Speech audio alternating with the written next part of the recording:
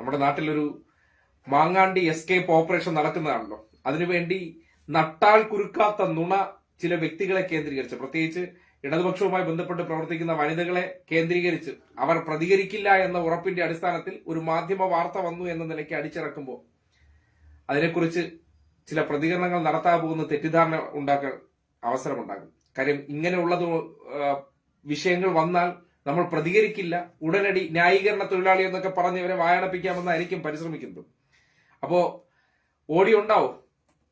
സംഭവം ക്യാപ്ഷൻ നിങ്ങൾ കണ്ടു കാണും. ക്യാപ്ഷൻ കണ്ട്, അതായത് ഷൈൻ ടീച്ചറും MLA-യും ഉച്ചയ്ക്ക് കതക് ചവിട്ടി തുറന്ന അവിഹിതം, അതായത് നല്ല മസാല ചേരുവയിലൂടി മെട്രോ വാർത്തയിൽ വന്ന ഒരു മെട്രോ എന്ന് പറയുന്നത് ആരും വായിക്കാത്ത, ആരാണ് ഈ പത്രമൊക്കെ വായിക്കുന്നതെന്നാണ്, അതിൽ വന്നൊരു വാർത്തയാണ്.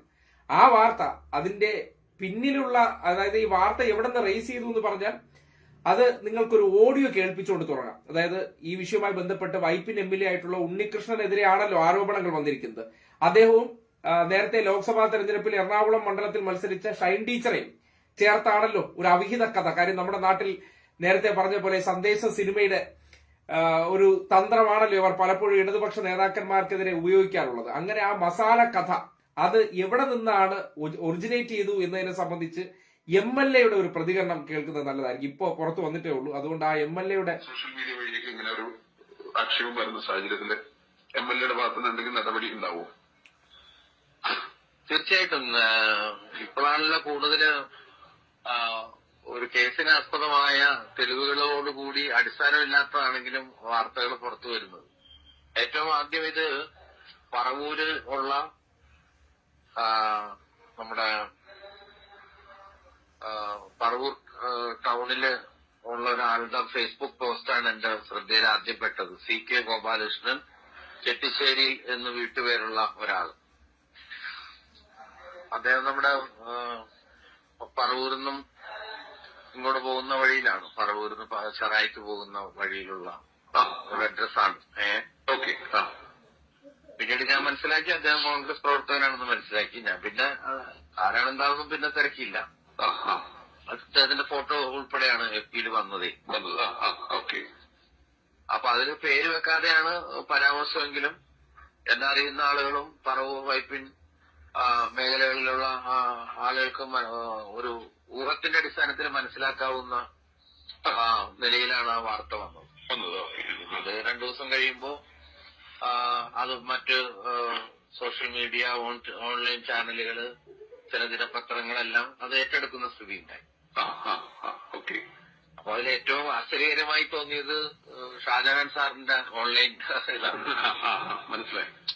അദ്ദേഹം നേരത്തെ ഇടതുപക്ഷത്തിന്റെ ഭാഗമായിരുന്നു. അതെ. എനിക്ക് ഞാൻ പരിചയപ്പെട്ടിട്ടുള്ള ആള് തന്നെയാണ്. പക്ഷെ അദ്ദേഹത്തിന് വേണമെങ്കിൽ നമ്മളോട് സ്ഥിരീകരിച്ചിട്ട് വേണമെങ്കിൽ ഇത് ചെയ്യാം. പുള്ളി എല്ലാം ദൃക്സാക്ഷിയെ പോലെയാണ് ഇത് വിവരിക്കുന്നത്. പറവൂര് പോലൊരു സ്ഥലത്ത് ഇങ്ങനെ കാര്യങ്ങൾ ഉണ്ടായി കഴിഞ്ഞിട്ടുണ്ടെങ്കിൽ അവിടെ നാട്ടുകാർ അറിയണ്ടേ. അതെ. ഈ പറയുന്ന ദിവസം എന്നൊക്കെ പറഞ്ഞ ഞായറാഴ്ച. അപ്പോ ഇതാണ് നിങ്ങൾ കേട്ട് കാണും. അത് MLA-യുടെ പ്രതികരണമാണ് നിങ്ങൾ കേട്ടത്. ഇപ്പോഴാണ് അതിന്റെ മനോരമയിലൂടെ ആ പ്രതികരണം പുറത്തേക്ക് വന്നതും അതിനെ സംബന്ധിച്ചുള്ള മുഴുവൻ സ്ഥിരീകരണമായതും. കാര്യം വൈപ്പിൻ MLA കേന്ദ്രീകരിച്ചിട്ടാണ് ഒരു പറവൂറുള്ള ഒരു കോൺഗ്രസ്സുകാരൻ, ശ്രദ്ധിക്കുക, പറവൂർ മണ്ഡലം ആർക്കുള്ള മണ്ഡലമാണ്? പ്രതിപക്ഷ നേതാവ് VD സതീശന്റെ മണ്ഡലത്തിലുള്ള ഒരു കോൺഗ്രസ് നേതാവ് സൃഷ്ടിച്ച ഫേസ്ബുക്ക് മസാലക്കുറിപ്പാണ്. ആ മസാലക്കുറിപ്പെടുത്ത് മെട്രോ വാർത്ത കൊടുക്കുന്നു. അതിനു പിന്നാലെ ഇപ്പോ ഈ എങ്ങനെയെങ്കിലും മാങ്ങാണ്ടിയുടെ അറിയാലോ പലതരത്തിലുള്ള പരാതികൾ ഉയർന്നു വന്നിരിക്കുകയാണ്. IAS ഉദ്യോഗസ്ഥ മുതൽ 60 വയസ്സ് കഴിഞ്ഞ പ്രായമായ സ്ത്രീകളെ വരെ ഇദ്ദേഹം സുഖമാണോ മോളൂസെ എന്നുള്ള മെസ്സേജ് അയച്ചതും പിന്നീട് അദ്ദേഹം നടത്തിയിരിക്കുന്ന ഞരമ്പൻ പ്രവർത്തനങ്ങളെ സംബന്ധിച്ച് ഈ പറവൂറുകാരനായിട്ടുള്ള VD സതീശന് പരാതി കിട്ടി എന്ന് ദൈനംദിന വാർത്തകൾ വരുമ്പോൾ അതേ പറവൂരിൽ നിന്ന് ഒരു ഗൂഢാലോചനയിലൂടെ നേരത്തെ ഈ പറയുന്ന എറണാകുളത്ത് ലോക്സഭാ സീറ്റിലേക്ക് മത്സരിച്ച ഷൈൻ ടീച്ചറെ കേന്ദ്രീകരിച്ച് ഒരു വ്യാജ വാർത്ത പടച്ചുവിടുകയാണ്. ആ വ്യാജ വാർത്ത വന്നതിന് പിന്നാലെ എന്തൊരു ആഘോഷമായിരുന്നു. കാര്യം ആദ്യ ഘട്ടത്തിൽ ഒരു സംഭവം പുറത്തേക്ക് വരുമ്പോൾ എന്താണ് ഇതിന്റെ യാഥാർത്ഥ്യമെന്ന് നമുക്കും അറിയാൻ പറ്റില്ല. പ്ലാൻ ചെയ്തതാണെന്ന് വളരെ കൃത്യമായി ബോധ്യപ്പെടുകയാണ്. കാര്യം ഈ മെട്രോയിലെ ആ വാർത്ത വായിച്ചപ്പോൾ തന്നെ വാലും തുമ്പുമില്ലാത്ത ഒരു വാർത്തയാണ്. 4 MLA-മാർ, അതായത് എറണാകുളത്തെ സംബന്ധിച്ച് നോക്കുകയാണെങ്കിൽ ഇടതുപക്ഷത്തെ സംബന്ധിക്കുന്നിടത്തോളം 5 MLA-മാർ, അതിൽ പി രാജീവ് എന്ന കളമശ്ശേരിയിലെ MLA ഒഴിവാക്കിയതിനു ശേഷം കുന്നത്തുനാട് MLA ആയിട്ടുള്ള ശ്രീനിജൻ ഉണ്ട്, കോതമംഗലം MLA ഉണ്ട്, വൈപ്പിൻ MLA ഉണ്ട്, പിന്നീട് കോതമംഗലം, വൈപ്പിൻ, കൊച്ചി MLA, അങ്ങനെ 5 MLA-മാരാണ് നമുക്ക് അവിടെ ഉണ്ട്. അപ്പൊ അതിൽ പേര് പറയാതെ ഈ 4 MLA-മാർ, അതിൽ പി രാജീവിനെ ഒഴിവാക്കിക്കൊണ്ട് വിദഗ്ധമായിട്ടാണ് അടിച്ചത്. സ്വാഭാവികമായിട്ട് നിങ്ങളുടെ സാമാന്യ ലോജിക്കിൽ പറയുന്ന ഒരു കാര്യം, ഇന്ന് നമ്മുടെ നാട്ടിൽ ആ കഥ നിങ്ങൾ വായിച്ചല്ലോ, മെട്രോയിൽ വന്ന വാർത്തയെ അടിസ്ഥാനപ്പെടുത്തിയാണെങ്കിൽ ഈ രാവിലെ പാർട്ടി പരിപാടിക്ക് പോയി ഉച്ചയ്ക്ക് അദ്ദേഹം പറയാതെ തിരിച്ചു വരുന്നു, വൈകുന്നേരമേ പറയത്തുള്ളൂ എന്നുള്ള നിലയ്ക്ക് ഒരു മുത്തുച്ചിപ്പി കഥ തന്നെ അതേപടി പടച്ചു വെക്കുകയാണ്. ആ കഥ ഈ കോൺഗ്രസുകാരുടെ മസാല മനസ്സിൽ, പ്രത്യേകിച്ച് സതീശന് ഇതിപ്പോ ഇങ്ങനെ ഒരു കഥ ഉണ്ടാകേണ്ടത് ആവശ്യമാണ്. സതീശൻ മണ്ഡലത്തിലുള്ള ഒരു കോൺഗ്രസുകാരൻ റേസ് ചെയ്ത വാർത്ത, പിന്നീട് മറുനാടൻ മറുത, ഷാജഹാൻ തുടങ്ങി ഇടതുപക്ഷ വിരുദ്ധർ, പിന്നീട് സംഘപരിവാർ ചാനലുകൾ, പിന്നീട് BRM ഷഫീർ വരെ ആ വിഷയവുമായി ബന്ധപ്പെട്ട് വാർത്ത ഇട്ടതിന് ശേഷം, അല്ലെങ്കിൽ ഇതിനെ സംബന്ധിച്ച് പോസ്റ്റുകൾ ഇട്ട് ഇതിനെ ആഘോഷിച്ചതിന് ശേഷം ആ വിഷയത്തിൽ ഇങ്ങനെ ഒരു നുണ പ്രചരണം വരുമ്പോൾ വളരെ ധൈര്യത്തോടുകൂടി ഷൈൻ ടീച്ചർ ഇതിൽ കേസ് കൊടുത്തു എന്ന ഫേസ്ബുക്ക് പോസ്റ്റ് ഇടുകയാണ്. അവരുടെ ഭാഷ വളരെ ശക്തമായ ഭാഷയിൽ ആ ഒരു പ്രതികരണം നടത്തുകയാണ്. അപ്പോൾ തന്നെ ഈ ഒരു ആശയക്കുഴപ്പം ഉടലെടുത്തതിനെ സംബന്ധിച്ചൊരു കൃത്യത ഉണ്ടാവുകയാണ്. നമ്മൾ ഒരു കാര്യം മാത്രം ലോജിക്കലി ആലോചിച്ചാൽ മതി, നമ്മൾ എവിടെ ആയിക്കോട്ടെ, ഇന്നിപ്പോ നിങ്ങൾക്ക് അഭിമന്യു വർദ്ധമാൻ എന്ന് പറയുന്ന നമ്മുടെ ഈ കേരളത്തിലെ തന്നെ അല്ലെങ്കിൽ നമ്മുടെ ഒരു സൈനികൻ പാകിസ്ഥാനിൽ ഹെലികോപ്റ്റർ ക്രാഷിനിടെ വീഴുന്ന ഒരു ദൃശ്യം നിങ്ങൾ കണ്ടതല്ലേ? എന്തുകൊണ്ടായിരിക്കും അത് കണ്ടിട്ടുണ്ടാകുന്നത്? ഇന്ന് എന്ത് സംഭവം ഉണ്ടായാലും അത് റിയലിസ്റ്റിക് ആണെങ്കിൽ ഉടനടി അവിടെ കൂടുന്ന ആൾക്കാരുടെ മൊബൈൽ ഫോൺ ഓൺ ആയിരിക്കും. അത് നിങ്ങളൊരു ആക്സിഡന്റ് നടക്കുന്ന സംഭവം ആയിക്കോട്ടെ, മറ്റെന്ത് ഇഷ്യൂ ആയിക്കോട്ടെ, നമ്മൾ സോഷ്യൽ മീഡിയ നോക്കിക്കഴിഞ്ഞാൽ 2 പേർ തമ്മിൽ തല്ല് കൂടുകയാണെങ്കിൽ പോലും അത് ഉടനടി ദൃശ്യമായിട്ട് പുറത്തു വരും. കതക് ചവിട്ടിപ്പൊളിച്ച് നാട്ടുകാരുമായി ചേർന്ന് വന്ന് ഒരു MLA എവിടെ നിന്ന്, അതായത് ഒരു ഇടതുപക്ഷ വനിതാ നേതാവിന്റെ വീട്ടിൽ നിന്ന് ഭർത്താവും നാട്ടുകാരും പിടിക്കുകയാണ്. ഒരു മൊബൈൽ ഫോൺ ഓൺ ആയിട്ടില്ല. ആ കഥയെക്കുറിച്ച് നിങ്ങളൊന്ന് ആലോചിച്ച് നോക്കി. ആ മസാല കഥ ബിൽഡ് ചെയ്തിരിക്കുന്ന രീതി, കേരളത്തിലെ ചില കോൺഗ്രസുകാരെയും ലീഗന്മാരായിട്ടുള്ള മൂരി മനസ്സുകളെയൊക്കെ പറ്റിക്കാൻ എത്ര എളുപ്പമാണെന്ന് നോക്കൂ.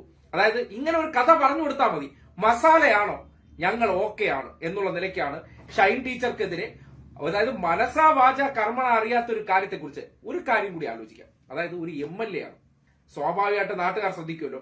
വണ്ടി ഇദ്ദേഹത്തിന്റെ, അതായത് ഈ വൈപ്പിൻ പറവൂർ റോഡിന്റെ ഭാഗത്ത് എവിടെയാണ് ഈ ഷൈൻ ടീച്ചർ താമസിക്കുന്നത് പറയപ്പെടുന്നുണ്ട്. ദൂരെ എവിടെ ഇട്ടിട്ട് നടന്നു വരികയാണ്. ആരും MLA കണ്ടില്ല. MLA എന്ന് പറഞ്ഞാൽ ആർക്കും അറിഞ്ഞില്ലാത്ത ഒരാളാണല്ലോ. അങ്ങനെ നടന്നു വന്ന ഒരു വീടിനകത്ത് കയറിയതിനു ശേഷം ഇങ്ങനെ ഒരു പ്രശ്നമുണ്ടായി. MLA-യുടെ കൂടി ആണെങ്കിൽ ആ നാട്ടിൽ ഉണ്ടാകാവുന്ന കോലാഹലം ഒന്ന് ആലോചിക്കണം. പ്രത്യേകിച്ച് അവിടെ കോൺഗ്രസുകാരുണ്ടെങ്കിൽ ആ കോൺഗ്രസുകാർ ആ വിഷയത്തെ വെറുതെ ആഘോഷിക്കാതെ വിടുമോ? അതിനെ സംബന്ധിച്ച് സതീശൻ, പ്രത്യേകിച്ച് പറവൂർകാരനായിട്ടുള്ള വ്യക്തി പ്രതികരിക്കാതിരിക്കുമോ? അത്രയേ ഉള്ളൂ അതിന്റെ ലോജിക്ക് എന്ന് പറയുന്നത്. പക്ഷേ നമ്മുടെ നാട്ടിലെ ഒരാളെ തെളിവടക്കമാണ് ഇപ്പോൾ എന്ത് ചെയ്തിരിക്കുന്നത്? മാങ്ങാണ്ടി അഥവാ രാഹുൽ മാങ്കൂട്ടം എന്നുള്ളത് വരും കാലത്തിൽ ഇടതുപക്ഷത്തിനെതിരെ പിണറായിയെ നല്ലപോലെ പുലഭ്യം വിളിക്കും, ഇടതുപക്ഷത്തെ ആക്രമിക്കുന്ന നാവായതുകൊണ്ട് തകർന്നു പോയതിൽ കാര്യം വലിയ പ്രതീക്ഷയോടുകൂടി ഈ പറയുന്ന ഇടതുവിരുദ്ധന്മാരെല്ലാം ഒരു ഭാവി വാഗ്ദാനമായിട്ട് കണ്ടിരുന്ന വ്യക്തിയാണ്. ആ വ്യക്തിയാണ് തകർന്ന് നാമാവശേഷമായത്.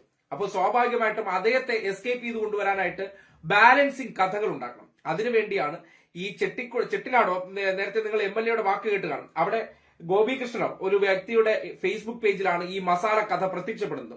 ആ കഥ കിട്ടിയപ്പോൾ ഞങ്ങളല്ലല്ലോ, ഒരിടത്ത് വന്ന കാര്യം ഞങ്ങളടുത്ത് സ്ഥിരീകരിക്കുകയല്ലേ.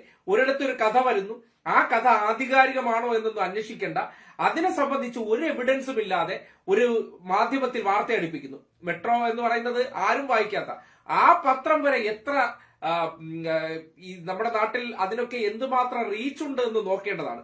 മെട്രോയിൽ വന്ന വാർത്ത എത്ര പെട്ടെന്നാണ് സോഷ്യൽ മീഡിയയിലൂടെയൊക്കെ പ്രചരിക്കുകയും കേരളത്തിലെ മുഖ്യധാരാ മാധ്യമങ്ങൾ ഒന്നും അത് ഏറ്റെടുത്തില്ലെങ്കിലും ഈ വാർത്ത വെച്ചുകൊണ്ട് ഒരു കഥ അങ്ങ് പ്ലാൻ ചെയ്യുകയാണ്. ആ പ്ലാൻ ചെയ്യുമ്പോൾ സ്വാഭാവികമായിട്ടും പണ്ടത്തെ കാലമാണ്, എല്ലാവരും മിണ്ടാതിരിക്കും, ഇതിനെ സംബന്ധിച്ച് പ്രതികരിക്കില്ല എന്നൊക്കെയാണ് ഈ ഷാജഹാനെ പോലുള്ള വെറും മണ്ടപോയ തെങ്ങുകൾ അഥവാ മണ്ടരികൾ കരുതിയിരുന്നത്. ഇങ്ങനെ ഒരു സംഭവം വന്നാൽ ആരും മിണ്ടില്ല, കാര്യം മസാലയാണല്ലോ, ഈ മറ്റേ വീട്ടിൽ കയറിയതാണല്ലോ, സ്ത്രീയാണല്ലോ, അതുകൊണ്ട് എന്താ നിശബ്ദമാകുമെന്നാണ് കരുതിയത്. അവിടെയാണ് ഇവർക്ക് തെറ്റിപ്പോയത്. കാര്യം ഇല്ലാത്ത കഥ പറഞ്ഞു കഴിഞ്ഞാൽ അതോടുകൂടി നാണക്കേട്, കുടുംബത്തിന്റെ അഭിമാനം ഇതൊക്കെ നോക്കിക്കൊണ്ട് നേരെ അവർ കരഞ്ഞ് നിലവിളിച്ചിരിക്കുമെന്നാണ് കരുതിയത്. അവർ പ്രതികരിച്ചു. ആരൊക്കെയാണോ ആ വ്യാജ വാർത്ത പങ്കുവച്ചവർ അതിന്റെ എല്ലാത്തിന്റെയും സ്ക്രീൻഷോട്ട് ഉൾപ്പെടെ എടുത്ത് DGPക്കും മുഖ്യമന്ത്രിക്കും വനിതാ കമ്മീഷനും പരാതി കൊടുത്തു എന്നറിഞ്ഞപ്പോ പലരും നിന്ന നിപ്പിൽ എസ്കേപ്പ് അടി തുടങ്ങി.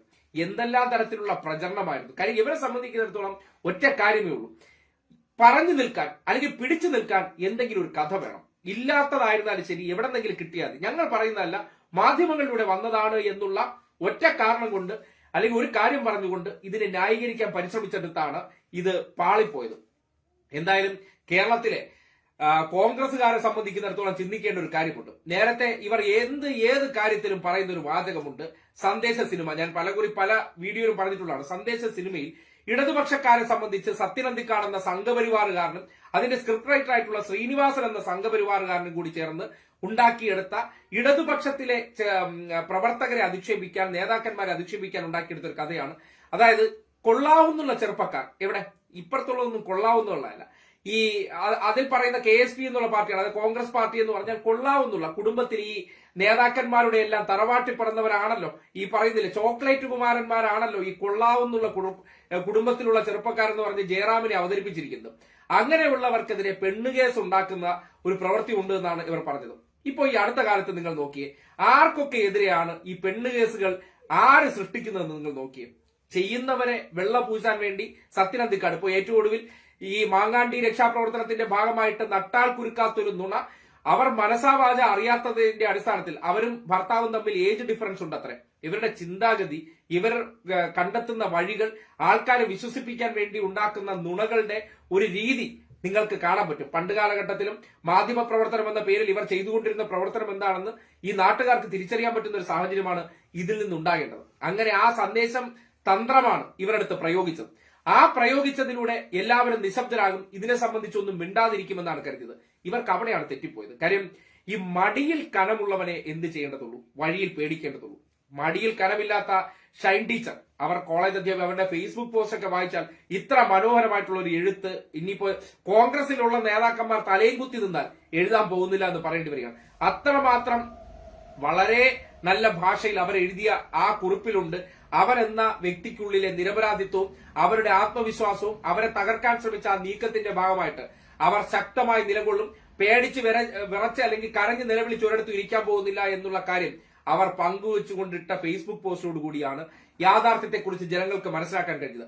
അതിലൂടെ തിരിച്ചു വന്ന് പ്രതികരണങ്ങൾ ആരംഭിച്ച് ഇടതു പേജുകളിലൂടെ ഏറ്റവും ഒടുവിൽ MLA കൂടി ആ വിഷയത്തിൽ പ്രതികരിക്കുമ്പോൾ ഈ പറയുന്ന ദിവസം അദ്ദേഹം ഓണം വാരാഘോഷത്തിന്റെ, അതായത് ഈ വൈപ്പിലിൽ സംഘടിപ്പിച്ച പരിപാടിയുടെ അവസാന ദിവസമായിരുന്നു. ആ പരിപാടിയിൽ പങ്കെടുത്തുകൊണ്ടിരിക്കുന്ന ദിവസമാണ് ഇങ്ങനെ ഒരു കഥ നട്ടുച്ച നേരത്ത് ഇറക്കിവിട്ടത്. കാര്യം കോൺഗ്രസുകാരുടെ വീടുകളിൽ നട്ടുച്ച നേരത്ത് സംഭവിക്കുന്ന കാര്യങ്ങൾ അവർക്കറിയാം.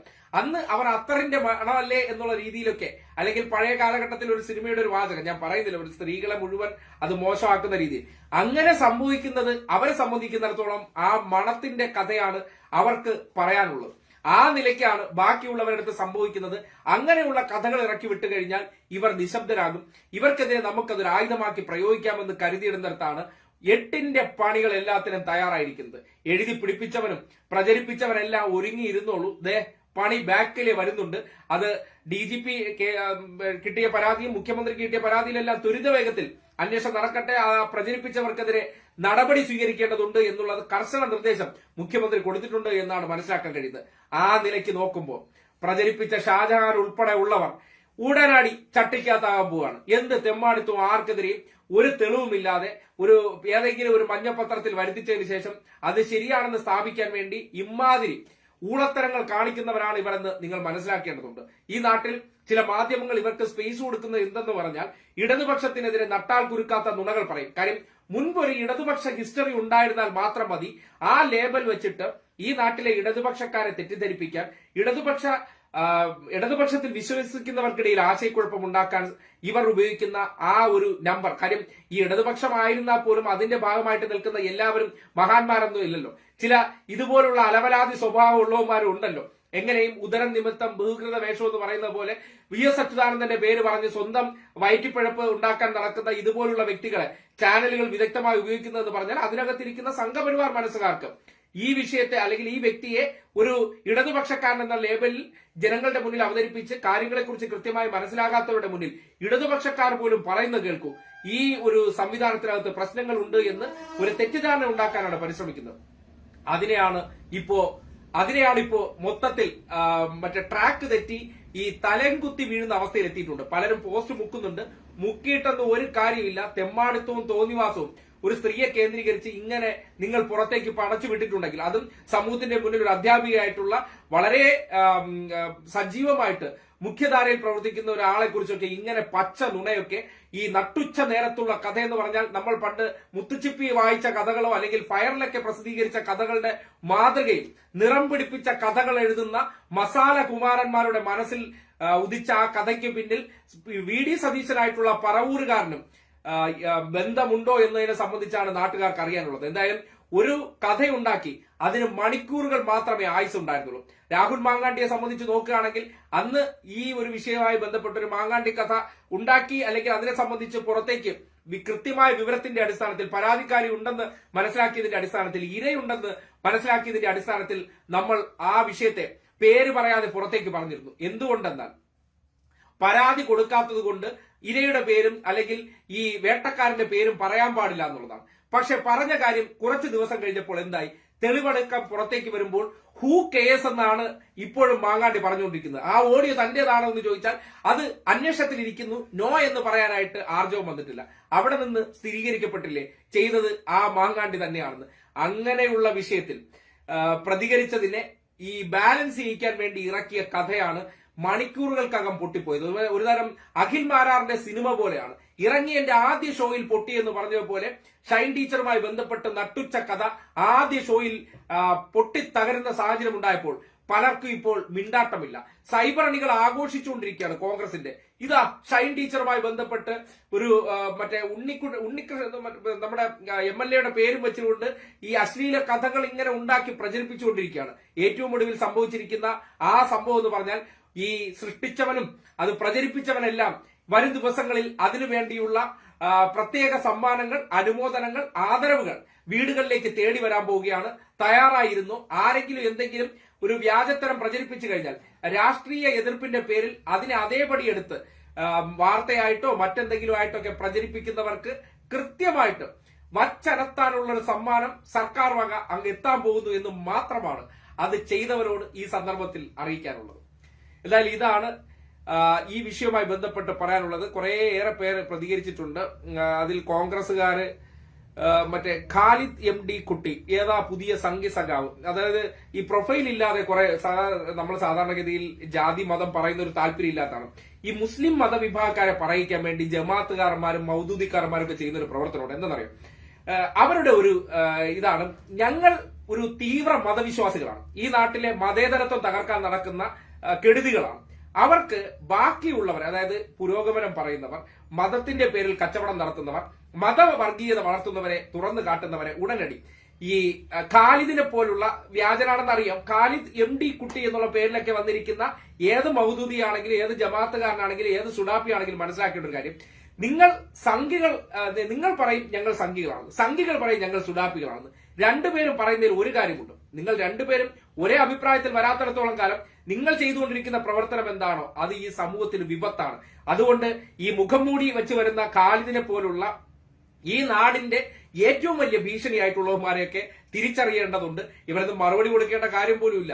ഇവരൊക്കെ ഈ നാടിന്ന് അടിച്ചോടിച്ചിരുന്നെങ്കിൽ, ഇവനെയും കുറച്ച് സംഘികളെയൊക്കെ അടിച്ചോടിച്ചിരുന്നെങ്കിൽ ഈ നാട് എത്ര മനോഹരമായത്. ഈ നാട്ടിനെ ജാതിപരമായി മതപരമായിട്ട് മുസ്ലിം ന്യൂനപക്ഷങ്ങളെ ഏറ്റവും കൂടുതൽ വേട്ടയാടാൻ എറിഞ്ഞു കൊടുക്കുന്ന ടീമുകളാണ് വന്നിരുന്നത് നമുക്ക് സംഘി ചാപ്പ് കുത്തിക്കൊണ്ട്. നീ സംഘി ചാപ്പ ഒരു സർട്ടിഫിക്കറ്റ് തന്നെന്ന് കരുതിക്കൊണ്ട് അത് കേട്ടങ്ങ് പേടിച്ച് മിണ്ടാതിരിക്കാനൊന്നും പോകുന്നില്ല. പോയി നിന്റെ പണി നോക്ക്. നിന്റെ സർട്ടിഫിക്കറ്റ് കൊണ്ടുവന്ന് ഏതെങ്കിലും മറ്റേ തോട്ടിലുണ്ടല്ലോ, തോട്ടിൽ ഒരു വള്ളം ഉണ്ടാക്കി വിട്ടുകൊടുത്താൽ നല്ലതായിരിക്കും. കാര്യം ഈ സർട്ടിഫിക്കറ്റുകളൊന്നും നമുക്ക് നീ തന്നു എന്ന് കരുതിക്കൊണ്ട് പേടിച്ച് വാങ്ങാതിരിക്കുന്നതല്ല. സംഖ്യയാണെന്ന് നീ ചാപ്പ കുത്തിയാൽ നല്ല അന്തസ്സായിട്ട് അതങ്ങ് സ്വീകരിക്കുമെന്നല്ലാതെ നിന്റെ സർട്ടിഫിക്കറ്റ് വേണ്ട എന്നുള്ളതാണ് അതിനെക്കുറിച്ചുള്ള നിലപാട്.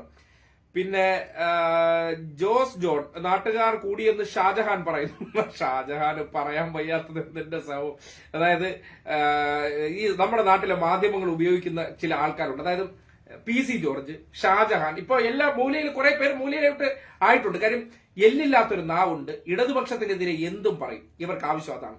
ഇവരുടെ ചാനൽ റേറ്റിംഗ്, അത് ഹാഷ്മിയുടെ ഏതോ ഒരു പ്രതികരണത്തിൽ, അതായത് റേറ്റിംഗ് ആണ് ഇവിടെ പ്രശ്നം. റേറ്റിംഗ് വേണോ? ഇവിടുത്തെ സംഘപരിവാറുകാരെ തൃപ്തിപ്പെടുത്താൻ, ഇവിടുത്തെ കോൺഗ്രസുകാരെ തൃപ്തിപ്പെടുത്താൻ, ഇടതുപക്ഷത്തെ പുലഭ്യം പറയുന്ന, പുലയാട്ട് നടത്തുന്ന ചില നാവുകൾ അവർക്ക് ആവശ്യമാണ്. ആ റേറ്റിംഗ് ഉദ്ദേശിച്ചുകൊണ്ട് എന്തും വിളിച്ചു കൂവുന്നവരെ കൊണ്ടുവന്നിരുത്തി അവരെ കൊണ്ട്, അതായത് ഒരിക്കലും ചാനൽ പോലുള്ള മേഖലകളിൽ ക്യാമറയ്ക്ക് മുന്നിൽ ഒരു സ്പേസേ അർഹിക്കാത്തവരാണ്, അവരെ കൊണ്ട് പുലഭ്യം പറയിച്ച് റേറ്റിംഗ് ആയി, അവർക്ക് റീച്ചായി, പണമായി. ഇടതുപക്ഷത്തെ സംബന്ധിക്കുന്നിടത്തോളം നിങ്ങൾ വേണമെങ്കിൽ നിങ്ങളുടെ പാടായി എന്നുള്ള നിലയ്ക്ക് അവരുമായിട്ട് ഒരു പരസ്പരം യുദ്ധമുണ്ടാകട്ടെ എന്ന നിലയ്ക്ക് ഇവർ അങ്ങ് പുറത്തേക്ക് വിടുകയാണ്. ഇതുപോലത്തെ എല്ലില്ലാത്ത നാവുകാരെ ഉപയോഗപ്പെടുത്തിക്കൊണ്ടുള്ള വാർത്താ കച്ചവടത്തിന് പലരെ ഉപയോഗിക്കുന്നുണ്ട്.